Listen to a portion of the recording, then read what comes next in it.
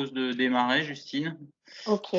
Donc aujourd'hui, on fait un webinaire, en collaboration donc avec Isocan Formation et donc Toutis, sur le sujet que sont les outils digitaux, comment améliorer les interactions entre pairs. Donc très rapidement, on va se présenter. Donc moi, juste vous allez entendre ma voix, quelques fois. Je suis chargée de communication chez Toutis et donc je vais faire, le timing et donc messieurs, je vous laisse vous présenter. Écoutez, Stéphane Roquier, moi j'ai le plaisir de diriger Isocan Formation, qui est une entreprise qui a pour mission de développer les compétences des managers dans les systèmes de production. Système de production, ça peut être en santé, en pharmaceutique, en bio, etc., etc. Et bien évidemment, je suis très content de participer à ce webinaire avec Stéphane Dattner. Merci Stéphane. Ce qui est bien, c'est qu'entre nous, on ne risque pas de se tromper. On sait à quel Stéphane on s'adresse. Donc moi, je suis Stéphane Dattner. Je suis cofondateur de Toutis. Toutis, c'est une plateforme d'échange qui s'inspire de l'analyse de pratique et qui est une tentative en fait de travailler sur justement la digitalisation des interactions sociales qui est l'objet du webinaire. Donc on vous présentera en fin du webinaire comment on imagine prendre cela en compte. N'hésitez pas à poser des questions sur le chat, hein, comme il se vous doit, surtout au webinaire. On reprendra les questions pour essayer d'y répondre durant le webinaire, pardon. Voilà. Les 3 points, donc on a prévu un peu moins d'1 heure pour ne pas vous prendre trop de temps. Au début, le premier point, c'est de rappeler très rapidement et très modestement, très humblement, parce qu'on n'est pas, enfin moi je ne suis pas du tout universitaire, mais quels ont été en gros les travaux universitaires sur l'interaction sociale dans le cadre des apprentissages pour adultes. Je vais essayer de faire un très rapide tour d'horizon. N'hésitez pas à poser des questions, ça nous amènera à réfléchir pour tenter d'y répondre, ce qui est parfait et dans la ligne du webinaire. On essaiera de faire un petit tour d'horizon, Stéphane et moi, sur la façon dont les outils digitaux prennent en compte les interactions sociales dans la proposition qu'ils font et plus spécifiquement la réflexion collective, c'est-à-dire comment les outils digitaux arrivent à prendre en compte la nécessité de réfléchir collectivement à travers un exemple qui est celui de Toutis. Et naturellement, il y a un petit temps de questions et réponses qui est consacré en fin de webinaire. Donc voilà pour le programme. Et pour commencer, l'importance des interactions sociales dans le cadre des apprentissages. Donc on a on s'intéresse particulièrement en fait depuis les années 2000 dans le cadre de la formation pour adultes aux interactions sociales dans les apprentissages. Il y a eu beaucoup d'angles de perspectives, en fait, d'angles de vue qui ont permis aux universitaires d'aborder ce point-là de différentes manières. Je vais essayer de vous exposer très brièvement les différents angles d'attaque de cette thématique. Il y a un premier angle d'attaque qui a été la notion de communauté de pratique. Donc les communautés de pratique, c'est un concept qui a été inventé un peu à la fin des années du siècle dernier, 1990. Et l'idée de la communauté de pratique, c'est qu'autour d'une pratique, quelle que soit cette pratique, se crée une communauté. Donc ça peut être par exemple la communauté infirmière, ça peut être les coiffeurs, les bouchers, ce que vous voulez. Dès qu'il y a une pratique, une communauté va se créer autour de cette pratique. Et comment on sait qu'une communauté existe? Eh bien, il y a d'abord l'identité des membres de la communauté. C'est-à-dire que les gens vont se reconnaître, vont se construire une identité liée à la communauté de pratique. Et cette identité se traduit entre autres, par exemple, par un jargon. par des rituels, par un certain nombre de choses. Si je prends un exemple, par exemple les bouchers, il y avait un langage qui était le louchébem, qui était parlé uniquement par les bouchers. Et donc les bouchers se reconnaissaient entre eux, et on peut généraliser ça par l'utilisation d'un jargon professionnel qui n'est connu que par ses pairs dans la profession. Et dès qu'il y a donc l'identité, l'intérêt de l'identité pour une communauté, c'est l'engagement de ses membres dans la communauté. Et qu'est-ce que font les membres d'une communauté de pratique? Eh bien, ils réfléchissent constamment à la pratique, à leur métier, et ils vont avoir à leur disposition un certain nombre d'objets, d'outils, de documents qui sont des règles, des protocoles, tout ce qui est prescrit, défini dans des livres, des textes PDF, des références Internet, tout ça, ce sont des références.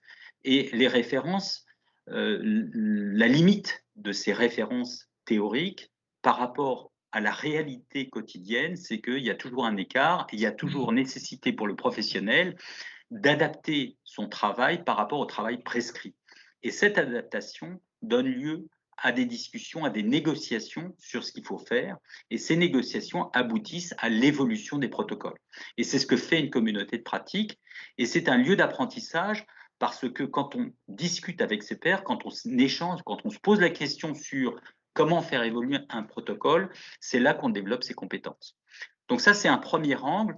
Le deuxième angle, c'est le modèle socio-constructiviste, et c'est l'idée qu'on n'apprend jamais seul, en fait, qu'il faut toujours échanger avec d'autres, il faut une médiation, il faut être guidé vers les savoirs pour développer ses compétences. Alors ça, par exemple, le tutorat est un bon exemple.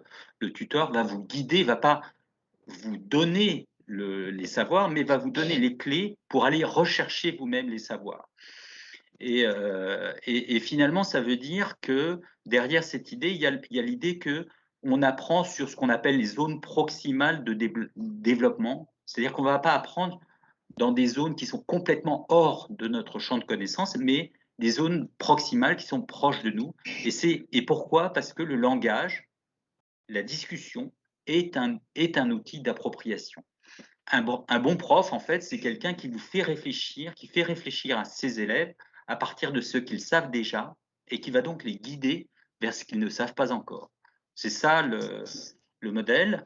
Et donc, il y a eu beaucoup de travaux universitaires sur l'intérêt de l'échange entre pairs, la confrontation et la négociation sur le sens de ce que l'on fait est tout à fait fondamentale dans l'apprentissage parce qu'on va se décentrer, on va justifier, on va argumenter ce que l'on pense, et c'est dans tout cet effort de réflexion que l'on va développer ses compétences. Et je finirai avec un troisième angle de vue, qui est ce qu'on appelle la perspective située de l'apprentissage. C'est-à-dire qu'on ne peut pas finalement séparer l'acquisition des connaissances du contexte et de l'activité. Ça peut être, pour développer ces compétences, on ne peut pas les développer complètement hors sol. Il faut que ce soit lié au travail, aux activités que l'on conduit, et ça devient maintenant quelque chose qui est tellement présent en fait dans la façon de concevoir l'apprentissage maintenant que ça fait même partie de la loi Avenir 2018 qui reconnaît le travail comme une source d'apprentissage. Et donc ça, c'est assez nouveau. Et du coup, le travail étant reconnu comme source d'apprentissage, cette loi Avenir de 2018 a défini ce que c'était que les AFEST, les actions de formation en situation de travail.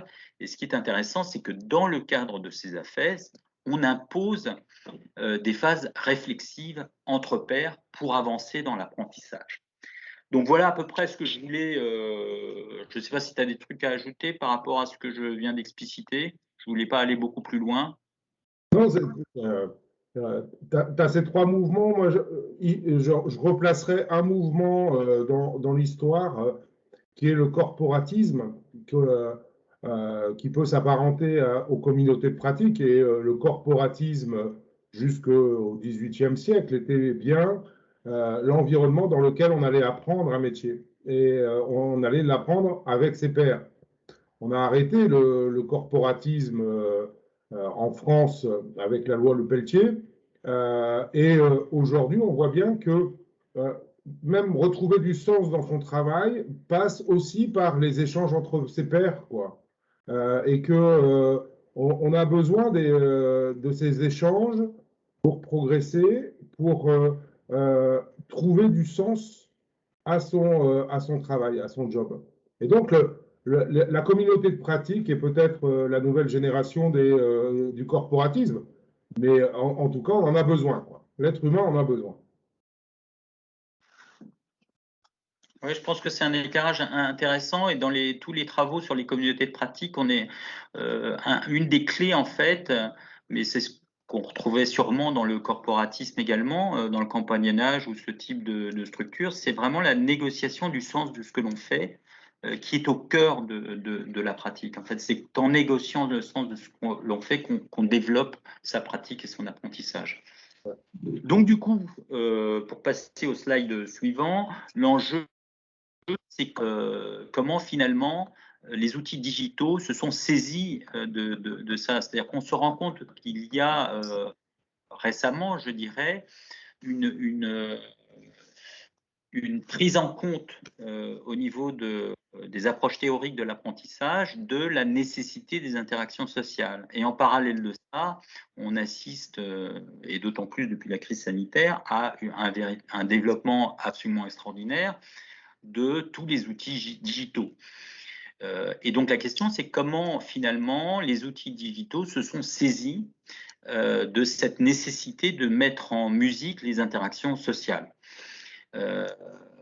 Donc on a fait très rapidement donc, une liste de tous les outils digitaux.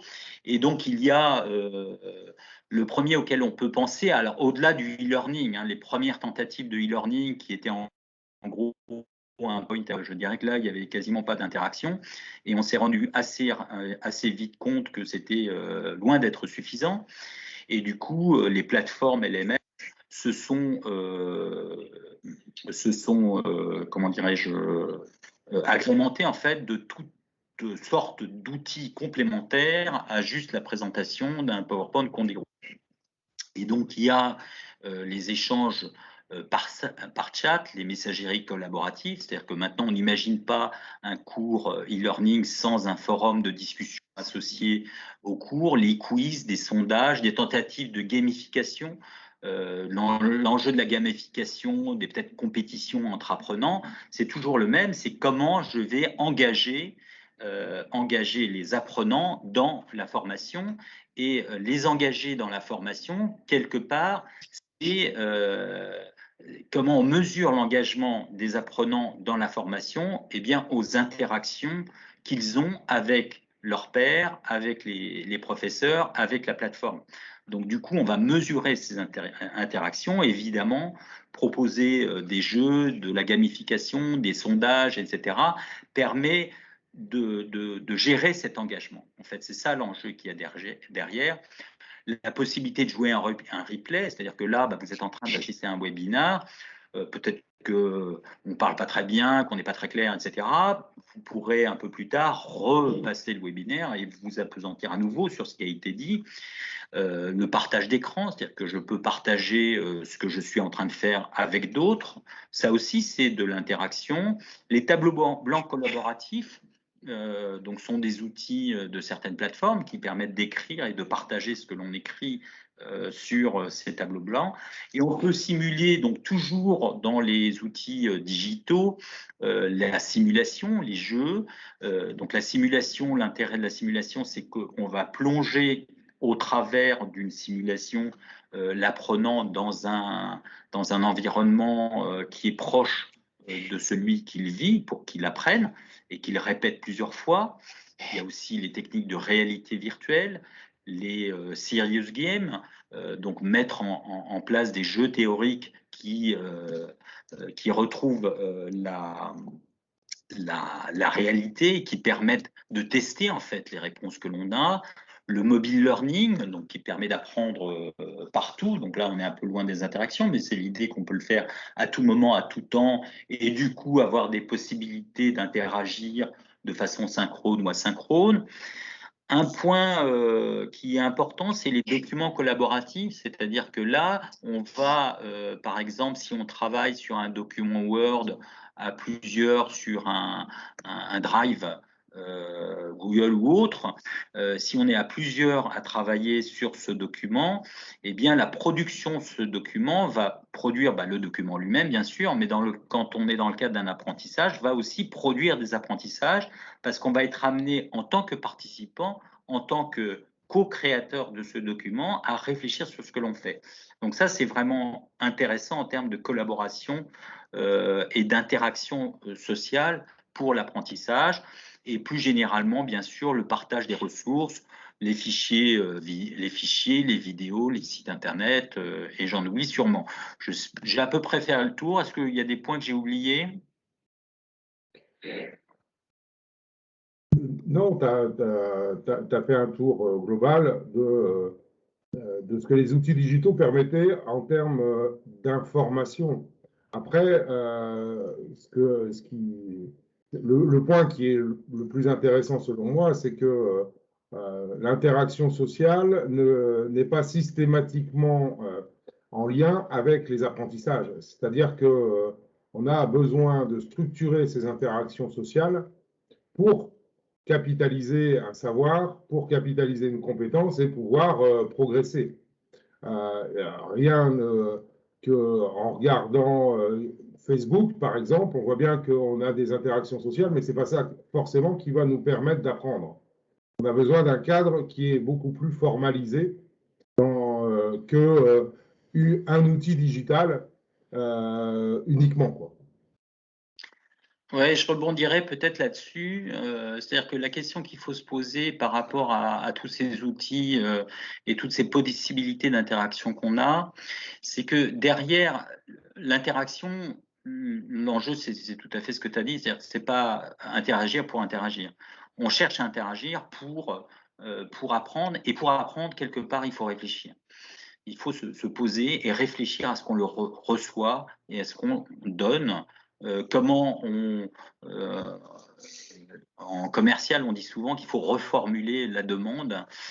C'est un des grands mantras commerciaux. Donc, reformuler la demande pour être sûr d'avoir bien compris quel était le besoin. Mais c'est pareil dans l'apprentissage. Et dans la reformulation, il y a quand même l'idée de réfléchir, d'avoir une posture réflexive par rapport à ce qu'on le reçoit, par rapport à ce que l'on fait. Et c'est peut-être la limite actuelle des outils digitaux, où la question qu'on peut en tout cas se poser pour les challenger, c'est comment ces outils appréhendent cette nécessité d'engager l'apprenant à réfléchir. Oui. Je vous donne aussi là, un exemple. On a expérimenté des messageries instantanées de type WhatsApp, par exemple, et qu'on voulait transformer, soi-disant, en communauté d'apprentissage. C'est-à-dire qu'on faisait du blended, on avait donc du e-learning, du présentiel, et ensuite, en support de formation, on mettait en place des messageries WhatsApp. J'ai arrêté assez rapidement, d'une part parce que la messagerie WhatsApp ou autre messagerie, hein, ou le chat permet de donner de l'information, de faire un peu de suivi, de pousser de l'information, mais pas de continuer à structurer les apprentissages.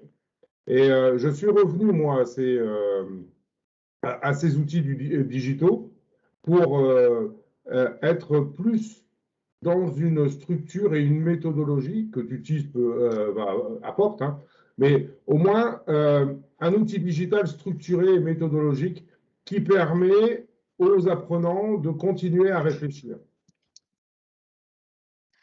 Ouais, je pense que c'est un peu la réflexion que nous on s'est faite, c'est-à-dire qu'il faut essayer de bien distinguer, en tout cas dans l'apprentissage, dans les interactions, à l'échange d'informations. C'est-à-dire j'échange, alors à ce moment-là, les médias, les forums, les réseaux sociaux, WhatsApp, etc., c'est parfait parce qu'on échange de l'information et on l'échange de façon simple, efficace, immédiate. Donc, rien à dire, c'est parfait. Mais l'ambition qui serait de demander à ce type d'outil d'échange d'informations de supporter la réflexion, clairement, on est loin du compte. Ce qui n'est pas grave en soi, puisqu'ils n'étaient pas faits pour ça, mais si on réfléchit à l'apprentissage, toute cette dimension de comment supporter la réflexion, finalement, elle est très peu prise en compte. Donc, du coup, c'est une belle... comment dirais-je, je ne sais plus comment on dit à la télévision, là, pour passer sur un truc suivant. Une belle opportunité pour passer à la façon dont, avec l'outil, on a essayé de réfléchir donc, à comment supporter la réflexion collective de façon digitale. Et je vais pas m'étendre très longtemps sur la présentation de Toutis, mais juste vous donner les pistes qu'on a suivies et pourquoi on l'a fait et qu'est-ce que ça donne comme résultat dans le support de la réflexion. C'est-à-dire que l'intérêt, c'est vraiment ça, c'est la question qu'on s'est posée. On est parti de l'idée on s'est beaucoup inspiré de l'analyse de pratique. L'analyse de pratique, c'est un dispositif où on est à 6 ou 7 autour d'une table et en général, ce sont des discussions entre pairs et on va discuter et échanger ensemble sur une situation vécue, une situation professionnelle vécue. Et l'intérêt de l'analyse de pratique, c'est que cette discussion est source d'apprentissage. Quand on discute à fond d'une situation, ben finalement, on retrouve ce que j'avais présenté, la confrontation la confrontation des sens, etc., qui permet d'avancer dans l'apprentissage. L'ennui de l'analyse de pratique, c'est que finalement, c'est très compliqué à organiser. C'est-à-dire qu'organiser des réunions toutes les 3 semaines à 6 ou 7 personnes, quand les gens sont dispersés, sont débordés de travail, etc., c'est très compliqué. Et d'une part, puis d'autre part, c'est assez cher. Donc, la question qu'on s'est posée, c'est comment on pouvait digitaliser cette approche. Et du coup, on a vraiment eu une réflexion sur comment supporter de façon digitale la réflexion. Et l'idée, alors je vais vous la présenter la suivante, est assez simple. Si tu veux passer voilà. L'idée, c'est que, alors, je ne sais pas si vous le voyez très bien, mais en gros, on a structuré et normé les contenus. C'est-à-dire que l'usager n'est pas du tout dans un cadre comme WhatsApp où il va pouvoir faire tout ce qu'il veut. Il est dans un cadre normé et structuré qui vont engager sa réflexion sur la pratique. Et donc, pour ça, il va créer 4 types de contenus qui sont des contenus normés et structurés. Il suffit d'imaginer un formulaire, en fait. Vous avez un premier contenu qu'on a appelé l'expérience partagée, qui est la description d'une situation. Donc, l'apprenant ou l'utilisateur de la plateforme va décrire une situation, il va décrire son contexte, son déroulement, les causes de la situation, les conséquences pour lui, les conséquences pour les autres, les questionnements qu'il peut avoir et ce qu'il a appris de la situation. Donc ça, c'est un contenu qui est assez lourd parce que rédiger décrire une situation comme ça, ça peut être de 10 à 20 minutes de travail, mais c'est du temps. Par contre, c'est une posture réflexive. On se pose et on réfléchit par rapport à une situation qu'on a vécue. Et donc, c'est là tout l'intérêt. Le deuxième contenu qu'il peut créer, c'est une question qu'il va pouvoir poser à la communauté, mais c'est une question qui est toujours liée à un contexte. Il ne s'agit pas de poser une question générique, parce qu'une question générique, on va trouver une réponse dans un bouquin. Il s'agit de décrire une situation. Donc là, à nouveau, on prend une posture de recul et on pose la question par rapport à la situation qu'on a décrite.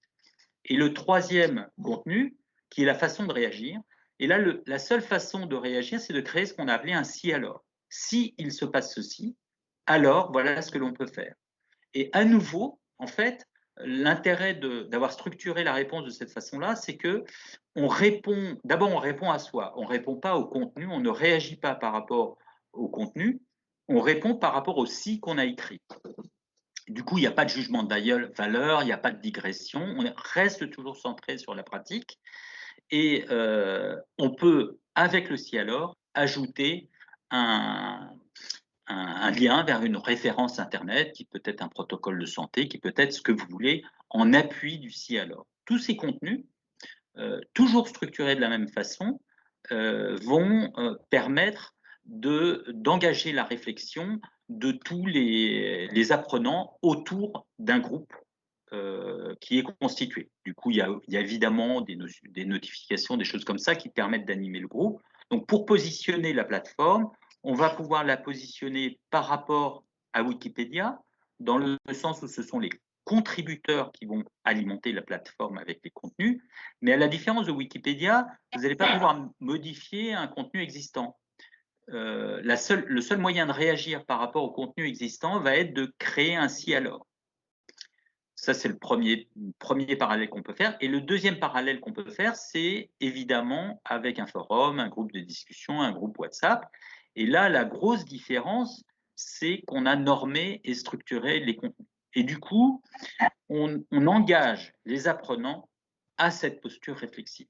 Et c'est là tout l'intérêt. Et ce qu'on essaye de proposer, c'est justement ça. C'est un support à la réflexion de façon à dépasser, je dirais, peut-être l'indigence, si j'étais méchant, mais des échanges qu'on peut trouver sur des forums ou des groupes de discussion. J'ai toujours l'habitude de dire que dans un forum, on peut répondre de façon très, très complexe à une question. Si vous me posez la question de qu'est-ce que c'est que la relativité restreinte d'Einstein, par exemple, eh bien, je vous envoie un lien vers un bouquin. Et c'est une réponse de plusieurs centaines de pages.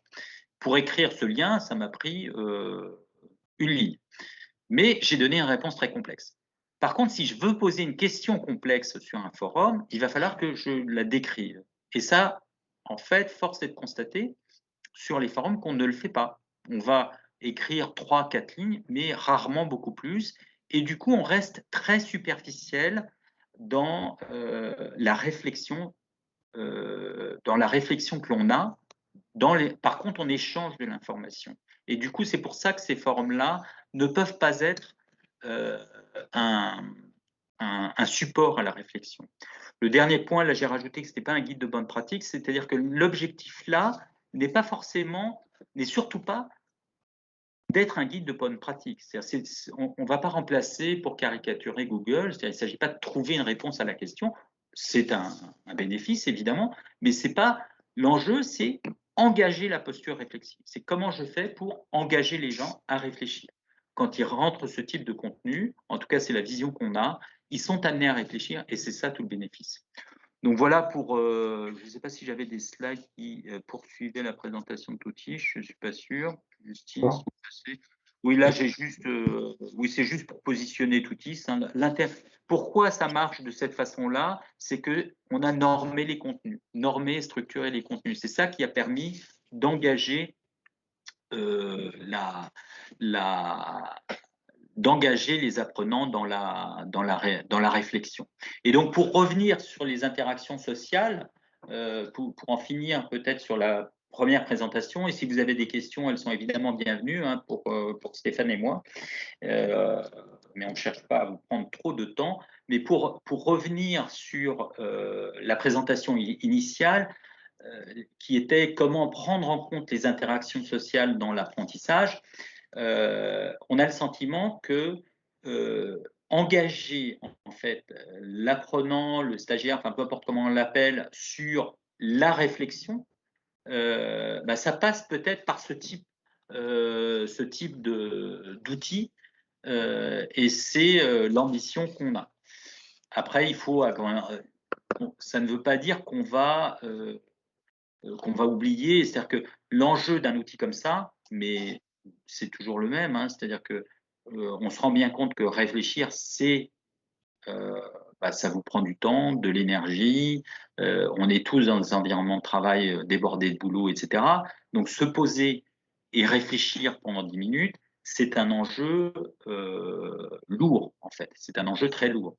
Donc du coup, se pose la question dans ce type d'outils et de manière générale pour toutes les plateformes de LMS, de comment on engage les gens.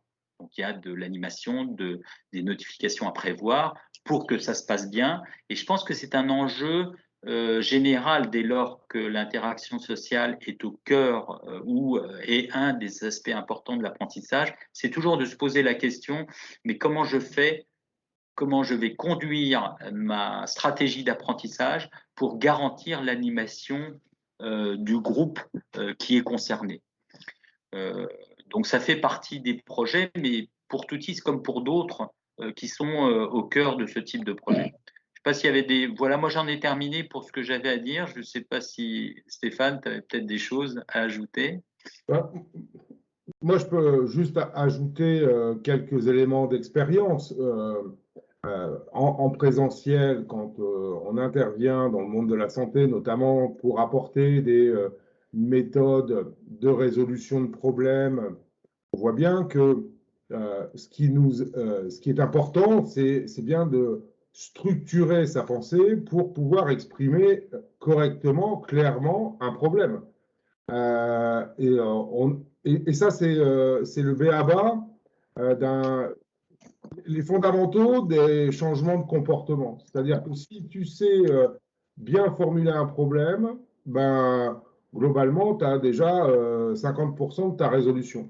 Et là, c'est la même chose. C'est-à-dire que on voit bien que le digital va permettre, d'une part, de prendre le temps, de formaliser, de pouvoir faire des brouillons, y revenir, etc. Chose que tu ne peux pas faire en live. Hein. Donc, ça, c'est une première chose. Et la deuxième chose, c'est que le digital va permettre d'agrandir ta communauté. Tes échanges entre pairs vont être beaucoup plus importants. Et c'est la nouvelle génération d'aller voir un mentor ou un tuteur en entreprise à qui tu vas poser le problème. Et s'il est euh, expérimenté, il va réussir à te faire reformuler le problème jusqu'à temps que ça soit bien posé.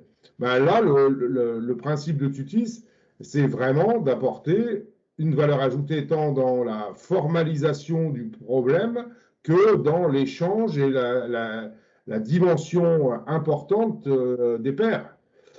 Moi, j'y vois plusieurs intérêts. Et le dernier intérêt que je vois, c'est qu'avec Tutis, je me suis enfin remis à espérer animer des communautés de pratique après avoir désespéré longtemps sur WhatsApp, sur les groupes LinkedIn, sur les canaux Teams, etc., etc. Et on voit bien que ce que j'apprends aussi à travers Tutis, c'est de changer de regard et changer de prisme. C'est-à-dire qu'on ne va pas aller chercher forcément du volume, tel qu'on pourrait l'avoir sur les autres réseaux sociaux ou sur les autres outils digitaux. On va aller chercher la qualité. Et aller chercher la qualité des échanges, c'est aussi important, voire plus important que d'avoir des interactions en permanence avec tout le monde, quoi. Et ça, je trouve que Tutis le fait, aide à le faire, quoi. Je n'ai rien à ajouter là-dessus, je te remercie. Je pense qu'on arrive au bout du séminaire. Je ne sais pas s'il y avait des questions particulières. Alors moi, juste, je vais vous envoyer en fait le lien vers un questionnaire, donc avec une petite question où on vous demande en fait quel est le sujet que vous aimeriez approfondir. Et également, si vous voulez mettre un petit commentaire, n'hésitez pas. Donc, je mets tout de suite dans le chat le lien. Et puis, effectivement, nous allons passer à la partie questions-réponses. Donc, si vous avez des questions, n'hésitez pas à les poser directement dans le chat. Et puis, comme ça, on pourra y répondre. Enfin, Stéphane et Stéphane pourront y répondre sans problème. Oui, on y répondra par la suite sans souci. Je profite du webinaire pour annoncer en avant-première ce qu'on va essayer de faire. C'est qu'on se dit que Toutis, l'ambition de Toutis, c'est de supporter la réflexion et que au fond, on est en train de réfléchir à qu'est-ce que c'est qu'une organisation apprenante, quelle est la pratique de l'organisation apprenante. Et du coup, pour une fois, on va essayer de faire mentir le proverbe qui veut que les cordonniers sont les plus mal chaussés. On va proposer en fait Toutis de créer un groupe pour échanger sur la pratique de l'organisation apprenante. Donc, la nouvelle version de Toutis va être prête aux alentours du 6 décembre. Je pense qu'on ne manquera pas de vous en avertir. Il y aura un peu de communication là-dessus, mais ce qui est intéressant, c'est qu'on va essayer de monter une communauté sur les organisations apprenantes au sein de Toutis.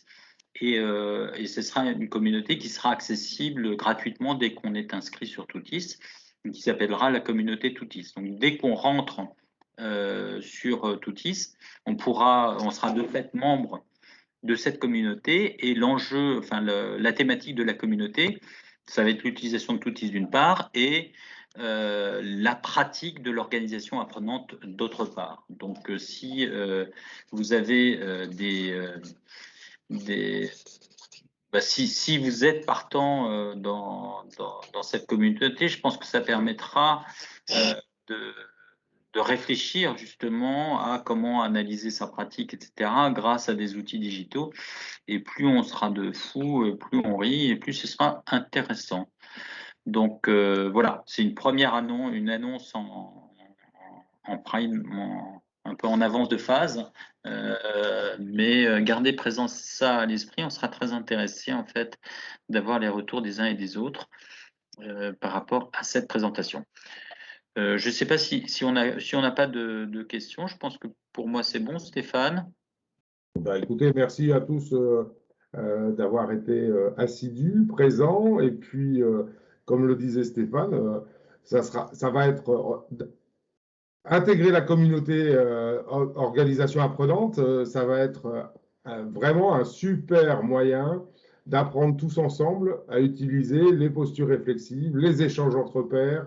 Et vous allez voir que nous, on est impatients aussi parce que on est aussi des apprenants, quoi.